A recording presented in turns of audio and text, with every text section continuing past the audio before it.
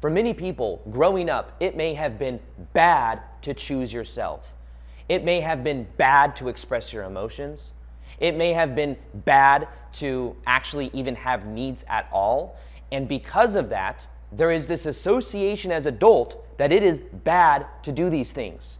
What is good is abandoning the self. What is good is easing the tension. And there is such a desire to be good that it is blocking you from authenticity. It is blocking you from connection. It is blocking you from love.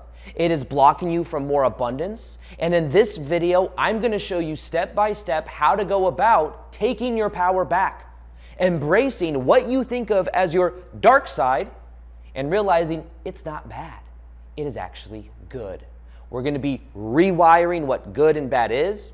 And you're going to learn step by step how this can transform your life in such a powerful way. Now, this video that you're about to see is a live from Instagram that I did, where we went deep on this whole entire idea of understanding what you can actually do to transform from the inside out. We talk about why people throw their negative energy at you and what's really happening there. We talk about why whatever you're not changing, you're choosing. We talk about how to reframe negative energy, not shy away from it, not to just think better thoughts. We go deep inside this whole entire Instagram live, so I highly recommend you watch the entire thing through and see what nuggets are there for you. Good, I want to be good.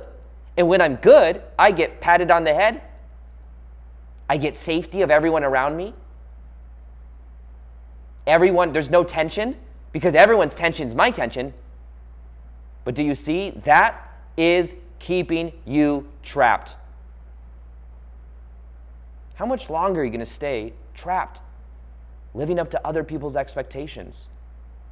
How much longer are you going to stay trying to ease the tension in other people's lives?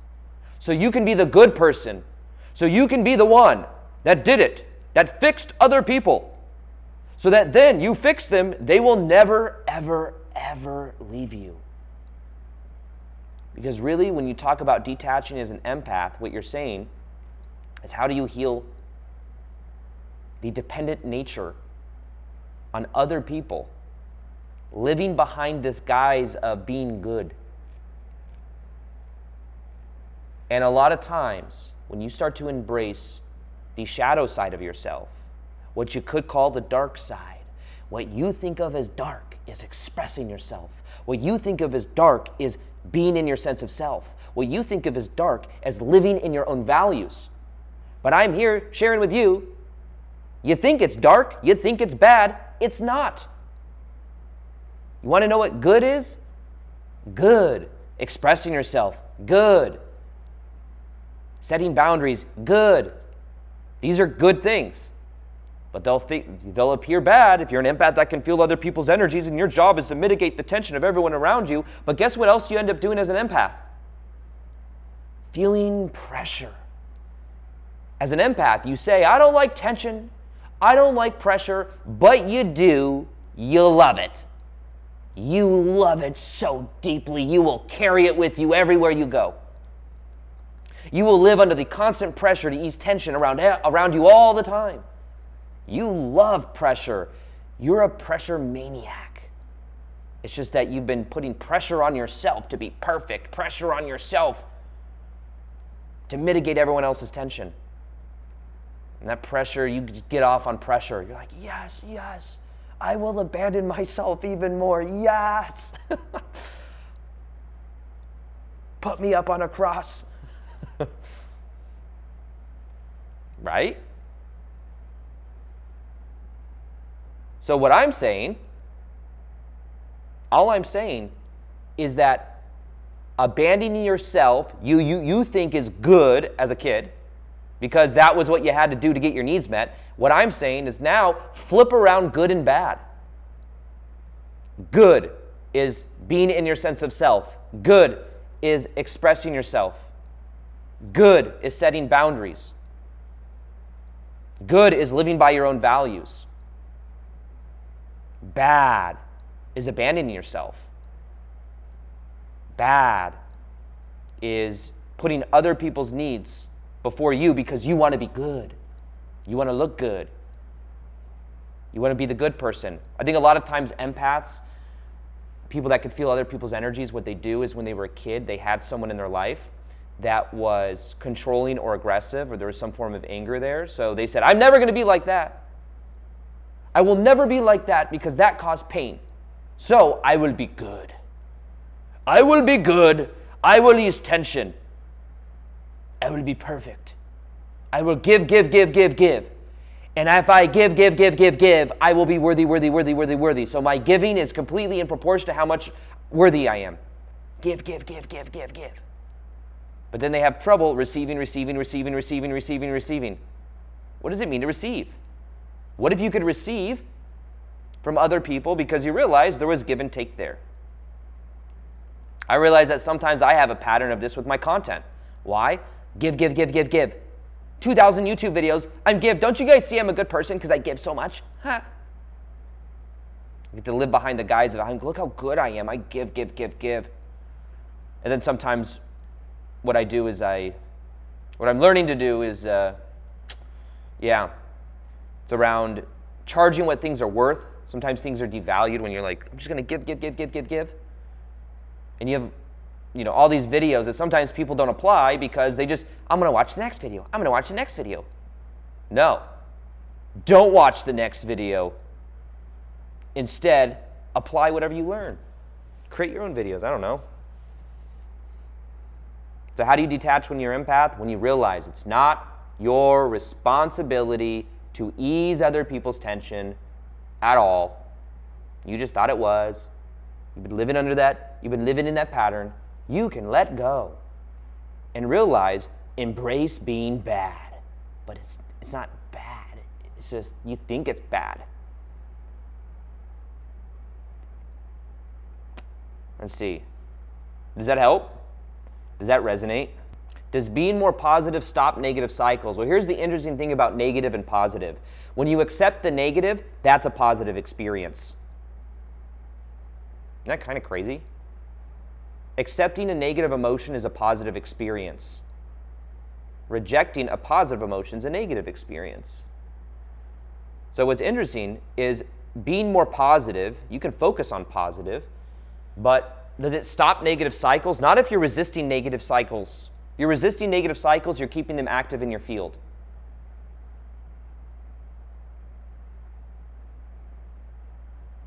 So not being afraid of it, leaning into the tension you're avoiding.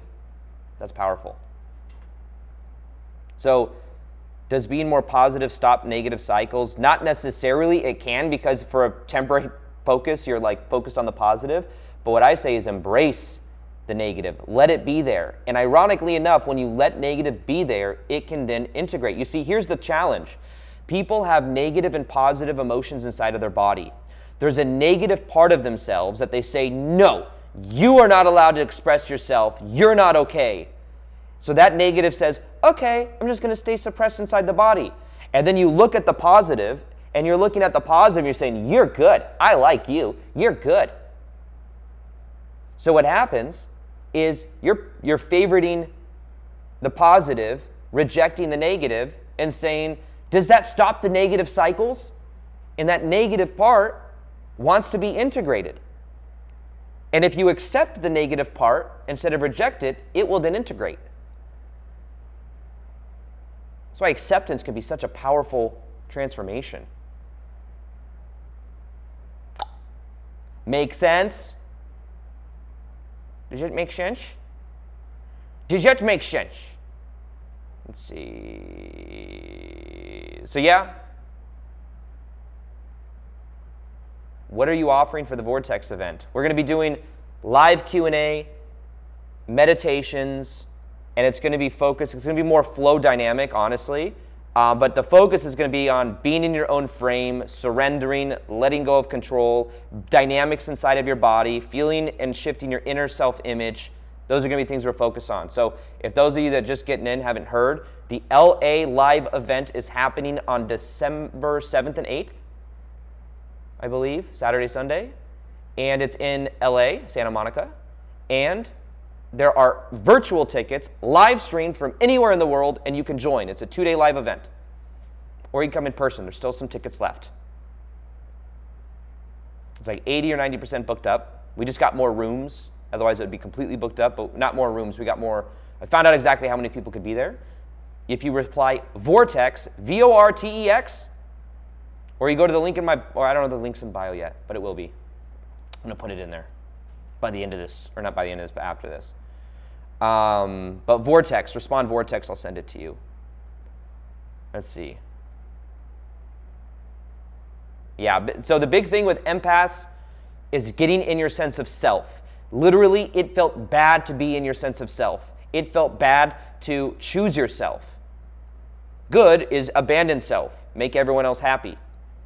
You flip those, and you embrace it. And you will find that you resonate with people in a different way. You will find you show up in a different way. You will find that you are more in your own power. Does it make sense? Does it make sense? I don't know why I'm saying that way, but I am. Why do people throw negativity upon us? People throw negativity upon us. So people, it's a perspective that people are throwing negativity upon you. Now, you could say, well, no, it's actually what they're doing, but what you're doing is that's an unconscious pattern. Now, the way that I started this live is saying anything you're not changing, you're choosing. So what happens is you're absorbing, like there's a subconscious part of you that may have normalized people throwing negative on you. You may feel like it's your responsibility to manage their negative emotion. You may feel like it's what you're worthy of. So subconsciously, you're saying, just give it to me. Throw it on me. Give me the negative energy. I deserve it. I will mitigate it for you. This is what I'm worthy of. And you say, why do people keep doing this? But subconsciously, you're like, just give it to me. Do you see the difference there? So, how do you stop? Well, first off, realizing subconsciously, you may be choosing it. You may be choosing it. It's a pattern that you may feel is in alignment with what you believe you deserve. If you don't deserve it, or it's not equal to what you believe you deserve, you will just set boundaries with it and walk away. Does that make sense? Like, it won't be part of your reality. You won't allow it. You'll have boundaries with people. You won't allow them into your reality, or you'll go away from it. And for a while, you might have a certain reflection mirror of that, but you'll eventually shift. So people are not throwing their negativity on you. It's more so you're absorbing it. Well, it's like, that's the difference. To be disempowered is to be in the story that they're doing it to me.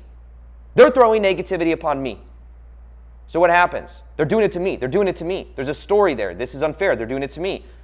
You don't have any power. But you have power when you realize you're subconsciously choosing it. You're subconsciously allowing it. Where do I actually want to put my energy? Do you see the difference there? And what I'm intending to do is to help you take your power back. Let go of the story. Let go of believing it's what you're worthy of. Make sense?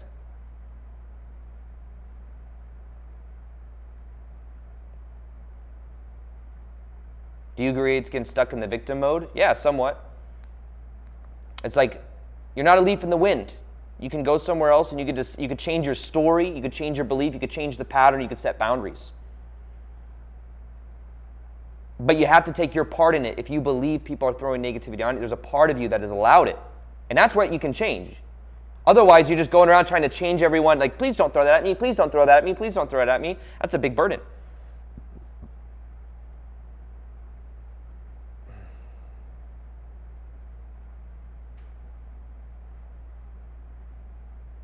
Yeah. So anyways, like I said, yeah, people are asking, it's not in my bio yet. I'm going to go put it in my bio here in a moment. The LA live event, you can join virtually or in person. Now is the best time to join. And yeah, there's still some in-person tickets left. You can fly. 40% of the people that come to live events normally fly in. So don't feel like, oh, I'm not there. Sometimes people will also say, I'm in San Diego. Come to San Diego. Come, if you're in San Diego, we have people that will fly in from Florida and New York to come to LA. And you're like, I'm in San Diego, come to San Diego. No, come up to LA. You're pretty close. Just an hour and a half drive or whatever it is. But I'm not, when I go to different cities to do live events, I'm not going to be going like to Miami and then go to like Fort Lauderdale. So when people post and they go, hey, come to Fort Lauderdale, no, you're close. I'm not going to do an event like, you see what I mean? The next live events are going to be in, so what I'm saying is basically, if you want to come to a live event and you're around the area, it's even easier for you. But most people fly in anyways. Not most people, like 40%. In LA, it might be a little different because there's a lot of people that live in LA. And this one booked up super fast, which tells me there's probably a lot of people in LA that are coming. What was I going to say? Yeah, the next ones, I'm basically going to go places I already want to travel and go to, and then I'll probably just do live events there. So I'll probably eventually do, my next one will probably be in either Sedona, it'll be in LA, 7th and 8th. Comment Vortex if you want me to send you the link. There's also a virtual live streaming option, all recorded in HD, all the meditations and everything, and you get a replay if you can't make it live.